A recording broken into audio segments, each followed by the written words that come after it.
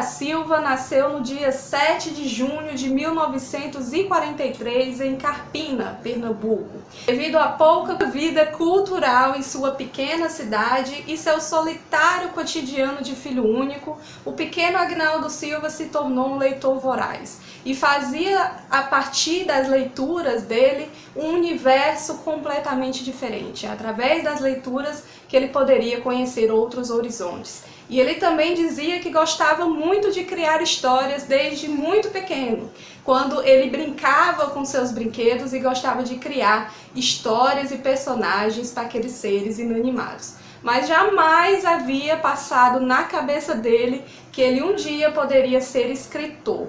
Até que um dia alguém leu uma de suas histórias e disse para ele: "Cara, você tem um dom." E foi aí que ele descobriu que poderia ganhar dinheiro escrevendo. Ainda na adolescência ele começou a trabalhar em um cartório em Recife. E foi nessa época que ele escreveu o romance Redenção para Job, lançado com sucesso, mas que seria também sua primeira polêmica. Isso porque muitos diziam que ele não era o verdadeiro autor desse livro que chegou a ser publicado. Polêmicas ou não, aos 19 anos ele iniciou a sua carreira jornalística ainda em Recife, mas devido à ditadura militar em 1964 o jornal foi fechado e ele então teve que tentar a sorte lá no Rio de Janeiro. E lá ele arranjou um trabalho como repórter policial para o jornal O Globo. A partir dessa experiência como repórter policial, ele acabou chamando a atenção da Rede Globo, que o convidou em 1979 para escrever um programa estilo seriados chamado Plantão de Polícia. E através disso acabou que ele foi crescendo aos poucos por lá e a ganhar outros espaços dentro da TV Globo. Passou a escrever episódios no famoso Malu Mulher e duas minisséries, Bandidos da Falange em 1983 e Padre Cícero em 1984. Ele já estava crescendo tanto que acabou chamando a atenção do Boni, que começou a vê-lo como promissor. E olha só que sorte, viu, gente? Para você ver como ele tinha muito talento. Porque o Boni convidou ele para fazer o quê? Uma novela das 8, né? Eu acho que nenhum desses autores que a gente já falou aqui começou inicialmente fazendo novelas por horário, não. Mas ele não estava sozinho, ele estava junto com a Glória Pérez. E os dois escreveram a primeira novela deles original, exibida em 1984. Algum tempo depois, ele começou a perceber que poderia seguir na carreira de novelista. Nunca foi um projeto de vida meu escrever novelas, nem mesmo ir para a televisão. Mas eu não tinha a menor ideia do que fosse novela, eu via pouquíssimo, né? E foi uma surpresa para mim quando eu percebi que as pessoas gostaram e eu me tornei um telenovelista, como dizem. O Agnaldo então resolveu arriscar e entregar uma sinopse para a Globo, que seria para uma próxima novela. Só que essa sinopse acabou caindo nas mãos de quem? Logo de Dias Gomes, um dos grandes autores na época. Vale ressaltar que nesse mesmo período a Globo já estava em processo de produção da novela Roque Santeiro. Roque Santeiro ia ser exibida em 1975, mas a censura barrou e eles iam fazer uma nova versão no ano de 1985. Só que o Dias não estava lá tão afim assim de continuar escrevendo a novela. Então ele começou, né, a pensar que aquilo poderia ficar bom na mão do Agnaldo Silva. E, claro, né, perguntou a ele se ele não queria continuar a novela do ponto onde ele tinha parado. O Agnaldo Silva, é claro que aceitou e conduziu a novela de muito bom grado enquanto Dias Gomes viajava para a Europa. No início, o Agnaldo não dava muita fé assim em Roque Santeiro, não. Ele achava tudo uma grande bobagem, mas quando ele viu os primeiros capítulos indo ao ar na TV, ele percebeu que estava completamente enganado. Que aquele tema, né, que é tão íntimo da vida dos brasileiros, era o que as pessoas queriam assistir e precisavam assistir. Graças ao texto regional de Roque Santeiro, acabou resgatando no Agnaldo Silva suas antigas raízes. E isso deu muito certo porque ele acabou conduzindo a novela muito bem. E ele ficou cada vez mais sedento para escrever essa novela, que foi um sucesso tanto de público quanto de crítica. Só que estava tudo indo muito bem até que o Dias Gomes volta para o Brasil.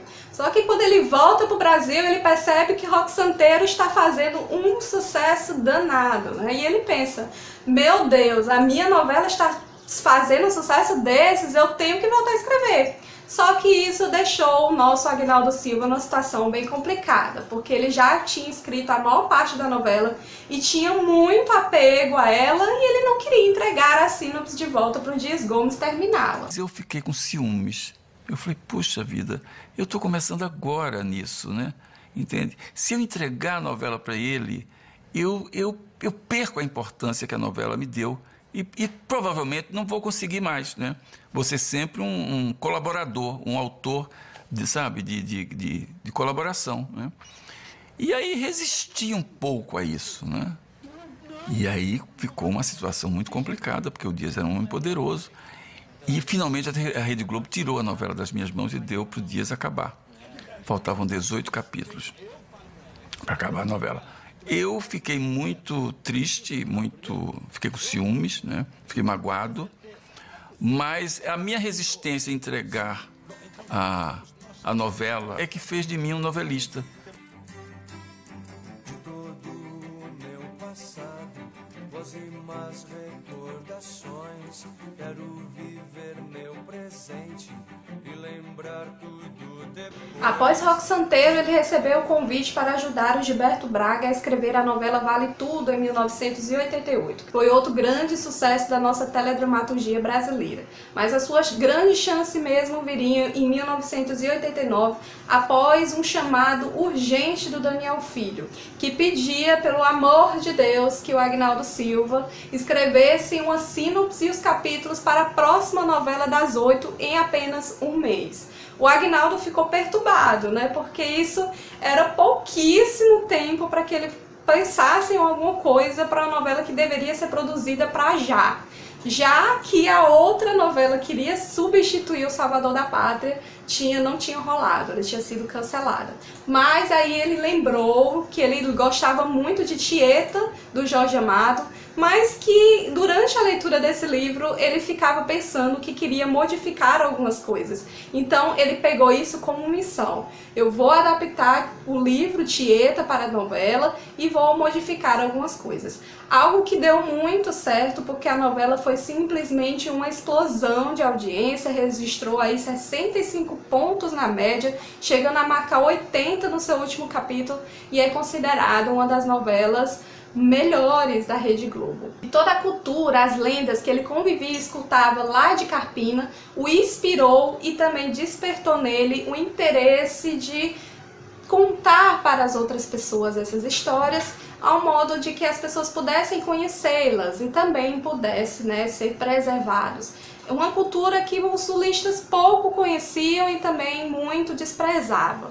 Toda essa temática regionalista, mais a experiência que ele já vinha adquirindo em outras novelas, serviram como embasamento para que ele escrevesse as suas próximas novelas. Pedra sobre Pedra, de 1992, Fera Ferida, de 1993 e A Indomada, de 1997, que trazia como marca registrada o realismo fantástico, o regionalismo e o romance. E a cada novela ele aprimorava mais essas características. Eu já fiz um especial todo completinho, contando toda a história do processo de criação, mais trama e curiosidades sobre a novela A Indomada. Se você tiver interesse de assistir, é só apertar aqui no card. Em 1999 acabou chegando um dos seus maiores fracassos de audiência, a novela Suave Veneno. Sendo que aqui ele teve alguns problemas, né? Principalmente porque ele já estava abandonando esse estilo de realismo fantástico, ele já não estava com seus colaboradores de sempre, então acabou que ele teve problemas na construção do texto dessa novela. Também a gente já falou muito sobre isso no vídeo em que falamos dos maiores fracassos da década de 90, que também você pode apertar aqui no card para assistir. Em 2001, ele volta para sua característica mais marcante, né, que são novelas regionais e fantásticas, na novela Porto dos Milagres, mas sem nada muito novo, apenas uma mistura de tudo que ele já tinha feito anteriormente nos anos 90. Isso acabou rendendo para a novela uma audiência estável. Após o fim de Porto dos Milagres, o autor Agnaldo Silva acabou entrando para a geladeira da Globo, motivos pelo qual ele nem mesmo sabe explicar, mas acabou fazendo com que ele se sentisse mais motivado a escrever alguma coisa que fosse tudo diferente do que ele já tinha feito. E foi aí que surgiu a novela Senhora do Destino, que era uma novela urbana que se passava no subúrbio do Rio de Janeiro e que foi nada mais, nada menos do que uma das suas novelas mais populares de todas que ele já fez e também a maior audiência da década de 2000 e até agora a maior audiência do século 21. Eu também já falei muito sobre Senhora do Destino, também toda a história da novela, no nosso Vale a Pena Recordar Senhora do Destino, também tá aqui no card para caso você se interesse em assistir. Após a chegada do fim da novela Paraíso Tropical, houve uma disputa entre o Agnaldo Silva e o Benedito Rui Barbosa para escrever uma novela para o horário das 8. O Benedito Rui Barbosa queria apresentar uma novela que era intitulada, que seria intitulada O Amor Pantaneiro. Mas quem ganhou essa foi o Agnaldo Silva, porque a Globo estava meio receosa que essa novela original do Benedito Rui Barbosa pudesse ser uma Esperança Parte 2, e ninguém queria uma novela com baixa audiência novamente. Então o Agnaldo Silva acabou ficando com o horário. Em Duas Caras ele retorna para uma novela que seria ambientada no Rio de Janeiro, mais especificamente no subúrbio carioca. E também, né, não foi uma novela muito fácil para o Agnaldo Silva, porque muitas coisas acabaram atrapalhando ele no meio do caminho. E uma dessas coisas foi um problema de saúde que ele teve que se afastar da novela, e ele nunca parecia estar satisfeito com o enredo dela, modificando-a várias e várias vezes. Só que acabou dando tudo certo, a novela foi ao ar sem muitos problemas após isso, só que ela não foi lá um grande trunfo de audiência, mas a trama foi eleita no jornal espanhol 20 Minutos como a 9ª melhor telenovela brasileira de todos os tempos. Em 2011 ele voltaria a escrever uma novela cercada de personagens muito populares e carismáticos, como Cro, do Marcelo Serrado, e também a Griselda, da Lília Cabral, que conquistaria de vez o coração do público. Essa novela, é claro, que é Fina Estampa, que não teve também um número muito alto na média de audiência, mas superou as 3 novelas antecessoras a ela, e até agora, nessa década de 2010, ela foi a maior audiência do horário das 8. Em 2014, ele escreveu a novela Império, que apesar da audiência também não ter sido lá muito alta, ganhou o Emmy de melhor novela. E para quem não está se lembrando de que novela eu estou falando, é aquela que também tinha um personagem muito marcante, né? O Comendador, interpretado pelo Alexandre Nero.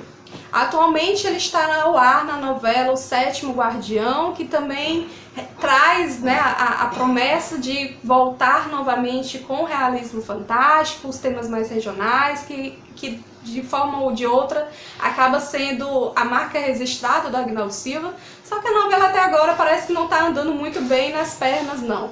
Mas até o desfecho dela, tudo pode acontecer. O Agnaldo Silva já está há mais de 30 anos aí na TV Globo, propiciando muita diversão para nós telespectadores. Já escreveu muitas novelas, minisséries, roteiro para filmes e podemos dizer com certeza que uma das coisas que a gente mais gosta de acompanhar no trabalho dele é que ele faz sempre novelas muito dinâmicas, sempre com alguma coisa muito empolgante para acontecer nos seus capítulos. E também ele é mestre em criar personagens muito populares. e muito marcantes por serem muito engraçados, muito carismáticos, né? Nunca nós vamos esquecer da Griselda, do Cro, da Nazaré, da Maria do Carmo, da própria Tieta e dentre outras. O Agnaldo Silva nunca esqueceu as raízes nordestinas dele, né? Porque ele é um amante do Nordeste. Sempre de alguma forma ele tenta colocar as suas raízes nordestinas lá nos trabalhos dele, sejam com personagens nordestinos ou com tramas voltadas para o interior, que sempre é em alguma cidade do Nordeste. E outra coisa que a gente pode considerar como marca registrada dele é o realismo fantástico e novelas com tema mais regional.